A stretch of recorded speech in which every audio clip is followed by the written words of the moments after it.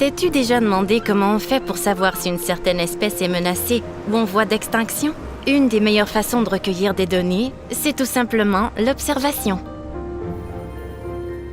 Nous allons nous concentrer sur le relevé pélagique pour la première journée, en observant les oiseaux de mer et en prenant note de quels mammifères marins, quelles baleines et même peut-être quelles tortues marines feront surface autour de nous.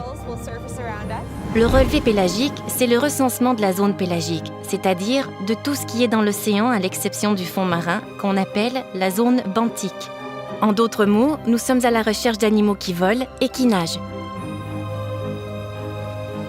C'est un fou de bassin. Je vais devoir vérifier la latitude et la longitude quand on sera à l'intérieur, mais ça peut être plus difficile qu'il n'y paraît. Fou de bassin 1, immature. Prochain oiseau. Holly Hogan est une observatrice d'oiseaux pour le Service canadien de la faune. Je suis en train de faire un type de relevé très spécifique d'oiseaux de mer dans lequel j'observe uniquement droit devant le navire. D'accord. Et jusqu'à 90 degrés. À mesure que j'identifie chaque oiseau, que je les compte, que je détermine l'espèce et son âge, toutes les informations que je peux déduire, goéland marin, 1, volant à l'extérieur écho, elles sont ensuite dictées dans un fichier de données pour qu'à mesure que je les nomme, toutes les données recueillies se transforment directement en chiffrier électronique. Ça m'impressionne que tu es capable de les reconnaître. Eh bien, je suis contente que ça t'impressionne. C'est un échantillon de petite taille, mais après plusieurs années d'observation, les scientifiques peuvent établir des informations de base sur la population. Et donc, ces informations peuvent être ensuite utilisées pour toutes sortes de choses, comme pour décider quelles zones doivent être protégées, quel type de développement peut avoir lieu. Et par exemple, s'il y avait un déversement d'hydrocarbures en mer, on pourrait vérifier la base de données pour savoir quels animaux y sont. C'est comme un recensement de la mer.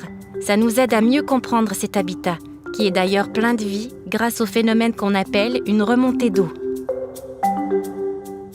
En descendant le détroit de Belle-Île, le courant du Labrador, une eau très froide et fortement oxygénée, se mélange avec les eaux en provenance du Saint-Laurent.